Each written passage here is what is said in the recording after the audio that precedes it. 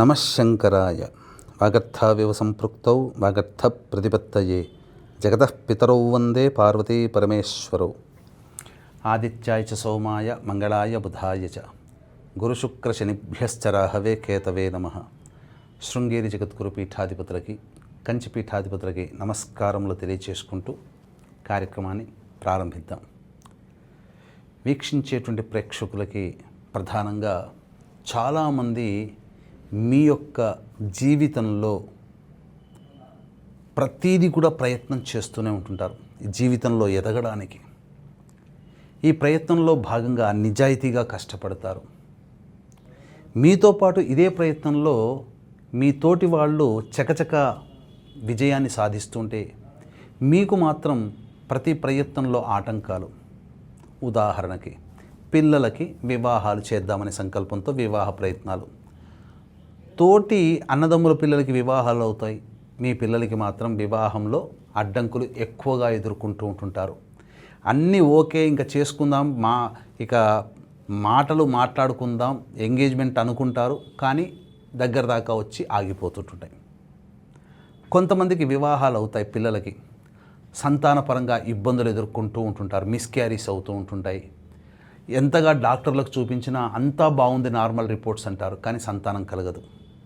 కొంతమంది ఐవీఎఫ్ ట్రీట్మెంట్లకు వెళ్ళినా లక్షలు ఖర్చు పెట్టాల్సి వస్తుంది, కానీ సక్సెస్ కాదు, ముఖ్యంగా సంతానపరమైన సమస్యలు. అలాగే ఎక్కడ వేసిన గొంగడి జీవితంలో బొదుగుదల అనేటిది లేకుండా ఎక్కడ వేసిన గొంగడి అక్కడే ఉంటుంది.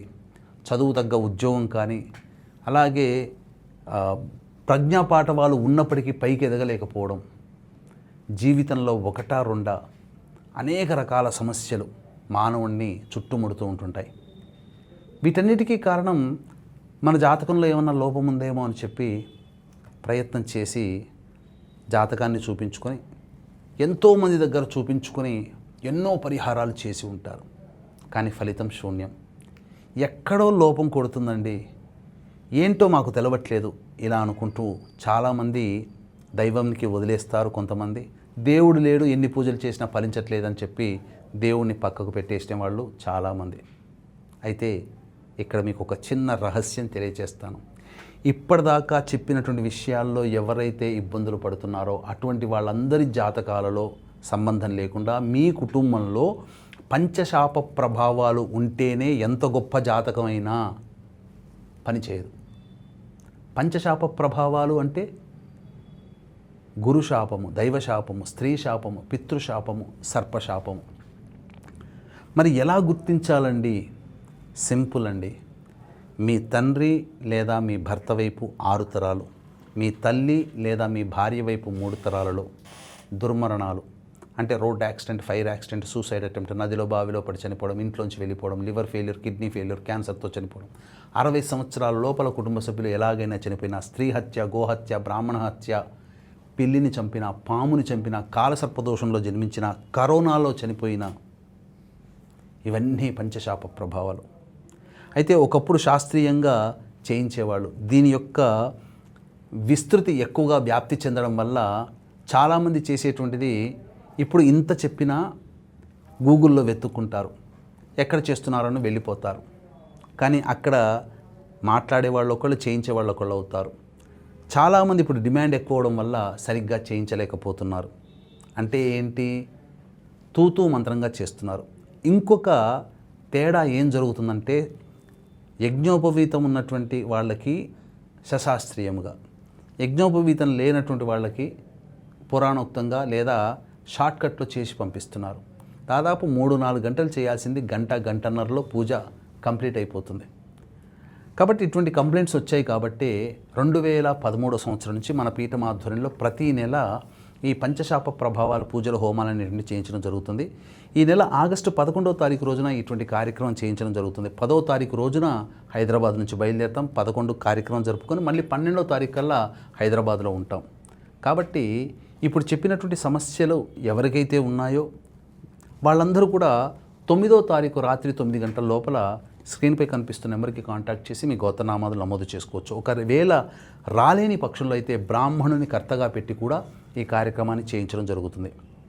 ఇంకా ఎటువంటి సమస్యలతో ఉంటాయి, ఎలా గుర్తించవచ్చు జాతకంతో పాటుగా ఇప్పుడు చెప్పినటువంటి లక్షణాలతో పాటుగా అంటే కుటుంబ సభ్యులు తరచూ అనారోగ్యం పాలవుతున్నా, మందులకి నయం కాని రోగాలతో బాధపడుతున్నా, అలాగే నరఘోష నరదృష్టి ఎక్కువగా ఉన్నా, ఇంటర్ కాస్ట్ ఇంటర్ రిలీజియన్ మ్యారేజ్లు కుటుంబంలో జరిగిన, ఆడపిల్లలే సంతానం మగ సంతానం లేక ఉండడం ఉన్నా, అలాగే కుటుంబ సభ్యులు శారీరక మానసిక లోపాలతో జన్మించిన, ఎక్కువగా పెళ్ళిళ్ళు అవుతూ డైవర్సులు అవుతూ ఉన్నా, అలాగే కుటుంబ సభ్యులు కారాగార వాసమైన మద్యం జూదం వంటి వ్యసనాల బారిన పడ్డా, ఇంట్లో గోడలు క్రాక్స్ వస్తూ ఉంటుంటాయి, అలాగే నల్లాలు కొత్తగా ఎన్ని మార్చిన వారం బాగుంటాయి, తర్వాత మళ్ళీ నీటి బొట్టుగా నీరు కారుతూ ఉన్నా, ఇంట్లో ఎక్కువగా ఎంత ఊడ్చినా దుమ్ము ఎక్కువగా వస్తూ ఉన్నా, చేతిలోని ఆహారం నేలపాలైనా, పెద్దవాళ్ళు తరచూ కలలోకి వస్తున్నా, బాగా గొప్పగా బ్రతికి ఒక అనాలోచిత నిర్ణయం తీసుకొని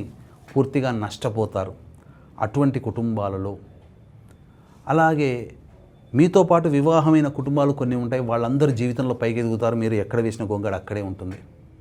ఎదుగుదల బొదుగుదల లేని కుటుంబాల్లో ఉన్నా, ఏ జన్మలో ఏ పాపం చేశామో ఇంత నరకం అనుభవిస్తున్నామని తరచూ వాపోతుంటారు ప్రతి కుటుంబంలో.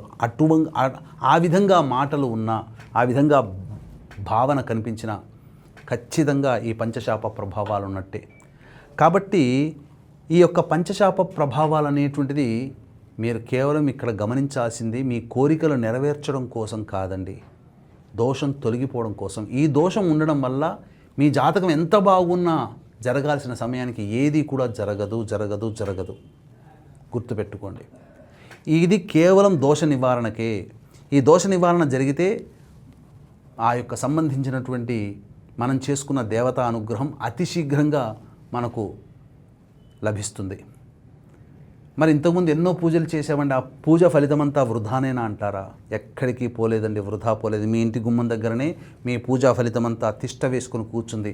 ఇంట్లో ఉన్నటువంటి ఈ యొక్క పంచశాప ప్రభావం తొలగిపోతే మీకు యోగాన్ని కలిగించడం కోసం మీరు చేసుకున్న దేవతా అనుగ్రహం, మీ కుటుంబ సభ్యులు చేసిన పూజా ఫలితం మీకు అక్కడికి వస్తుంది. అందుకే చాలామంది అనుకుంటుంటారు ఈ యొక్క పంచశాప నివృత్తి కాగానే మనకు మంచి జరిగింది అని అంటుంటారు. కారణం ఏంటంటే మీరు చేసుకున్న పూజా ఫలితం. ఇది కేవలం దోషం నివారణ కోసమే. ప్రతి నెల మన పీఠమాధ్వర్యంలో జరుగుతాయి. ఈసారి విశేషంగా ఆగస్టు 11వ తారీఖు రోజున జరపబడుతుంది. అవకాశం ఉన్నటువంటి వాళ్ళు 9వ తారీఖు రాత్రి లోపల స్క్రీన్పై కనిపిస్తున్న నెంబర్కి కాంటాక్ట్ చేసి గోత్రనామాదులు నమోదు చేసుకునే ప్రయత్నం చేయండి. రాలేని వాళ్ళ కోసం బ్రాహ్మణుని కర్తగా పెట్టి చేయించడం జరుగుతుంది. వీడియోలు కూడా పంపిస్తారు. కాబట్టి ఇంతటి చక్కటి అవకాశాన్ని అందరూ సద్వినియోగపరుచుకొని మీరందరూ బాగుపడాలనే సంకల్పంతోనే ఈ యొక్క కార్యక్రమాన్ని చేయించడం జరుగుతుంది, లాభాపేక్ష లేకుండా. కాబట్టి అందరూ ఈ యొక్క విషయాన్ని తెలుసుకొని ఎక్కడికో ముక్కు మొహం తెలియని వాళ్ళ దగ్గరికి పోయి నష్టపోయేదానికంటే దగ్గరుండి ఈ కార్యక్రమాన్ని జరిపించడం జరుగుతుంది. నేను ఉంటాను కాబట్టి చక్కగా ఈ కార్యక్రమాన్ని మీరు చక్కగా నిర్వర్తించుకోవచ్చు. ఆనందంగా రండి, చక్కగా బయలుదేరదాం. ఆ పరమేశ్వరుని యొక్క దివ్యానుగ్రహాన్ని పొంది మీ కుటుంబంలో మోక్షాన్ని పొందని పితృదేవతలకి మోక్ష ప్రాప్తిని కలిగించడం ద్వారా మీరందరూ కూడా సుఖశాంతులతో ఉంటారని ఆశిస్తూ సర్వం శ్రీ ఉమామహేశ్వర పరబ్రహ్మార్పణమస్తు.